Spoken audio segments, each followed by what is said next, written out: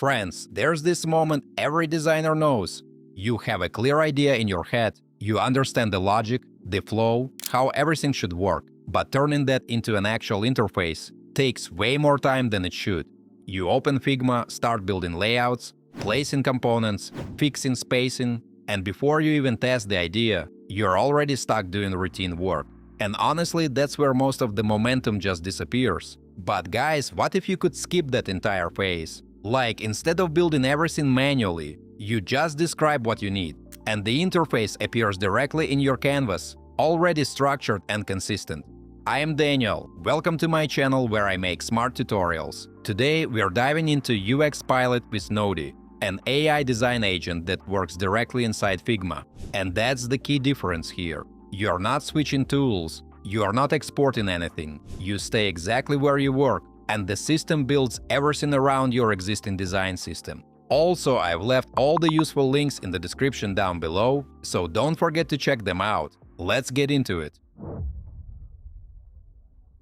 Alright folks, let's start from the very beginning, because this is where things immediately feel different. Inside uxpilot, instead of jumping between tools, we're now working directly in Figma through the plugin where Nodey lives inside your canvas. And instead of dragging elements around, we just describe what we want, which already shifts the mindset from placing pixels to thinking in product logic.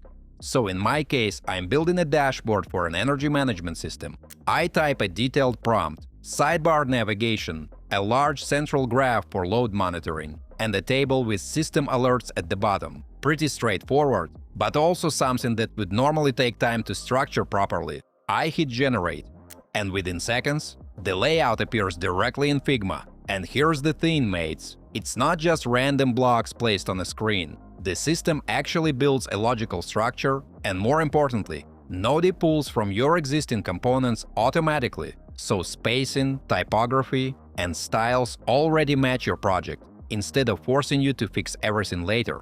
Because of that, the layout immediately feels usable, not like a rough draft you need to rebuild. Now, one thing I like to do here is quickly sanity check the layout before moving forward. I look at spacing, alignment, how elements relate to each other, and what's interesting is that everything already follows solid UX patterns. You don't get weird placements or broken hierarchy. It feels intentional, like someone already thought through the experience, which means you can move forward much faster. And friends, here's where the workflow really starts to speed up. Instead of stopping at one screen, you can immediately continue building around it. For example, I can ask Nodey to expand this into additional views, maybe a detailed analytics page or a settings panel. And it keeps the same structure, same logic, same visual consistency without resetting anything. Now let's move to the part where things get visually interesting. We switch to deep design, where instead of manually styling everything, we just describe the visual direction. I enter a prompt, dark theme, electric cyan accents, glass morphism cards, modern tech feel, and send it. And within seconds, the whole interface transforms into something that actually looks polished and production ready. Another thing worth noticing here is consistency. Folks, the system doesn't just style one block nicely, it applies a unified design language across the entire screen. And because Nodey is working inside your actual file, everything stays aligned with your design system, instead of generating something random. That's usually one of the hardest parts in manual design, and here it just happens automatically. Now, sometimes you don't want to change everything, you just want to refine one specific element. That's where max mode comes in. I select the main energy consumption chart and ask the system to make it more technical. Better grid, stronger contrast, more detailed visualization. And this is where the workflow becomes iterative. You're not just generating screens and hoping for the best. You're guiding the system step by step and refining the result like you normally would. Guys, let me take a little break to ask you to like this video and subscribe to my channel. It's absolutely free but helps me make even more fun tutorials for you. Thanks!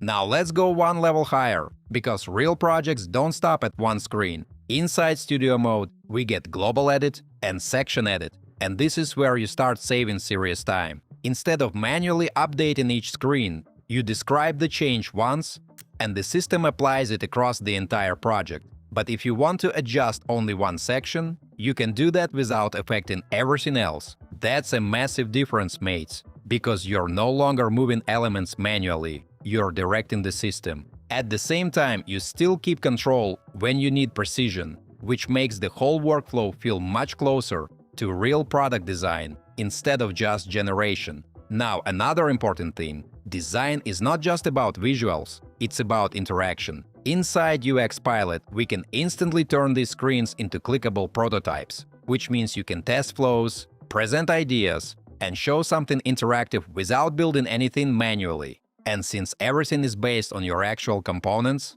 it feels much closer to a real product, not just a concept. From here, the workflow becomes really smooth, friends. Using copy design, you can export everything into Figma or Webflow, and what you get is not just an image, but fully editable layers and structured components. That means you can continue working exactly where you normally would, without rebuilding anything, which saves a huge amount of time in real projects. And for teams, this removes one of the biggest bottlenecks: the gap between idea and execution. Designers don't need to recreate layouts, developers don't need to guess how things should behave, and product managers can actually see and validate flows instead of imagining them. Now, folks, let's talk about the final step, especially for developers: code export. With one click, you can export your design into clean, structured code that follows modern standards, keeps spacing, colors, and everything consistent. So instead of handing off static files, you're given something that can actually be used as a starting point. When you look at the whole flow, it's kind of crazy. You go from idea to wireframe to full design to prototype and even to code, all inside one pipeline without leaving Figma. So guys, if we take a step back, what uxpilot with Nodey is really doing here is not just speeding things up, it's removing friction between idea and execution. You stay inside Figma, you use your existing system, and you move faster without sacrificing consistency. And that's the key difference. You're not choosing between fast generation and design system consistency anymore. You get both in the same workflow. If you're excited to try it out, or if you've already used it and have some thoughts to share, drop a comment below. I'd love to hear your experiences. Don't forget to hit that like button if you found this video helpful, and subscribe for more tutorials. Thanks for watching, until next time.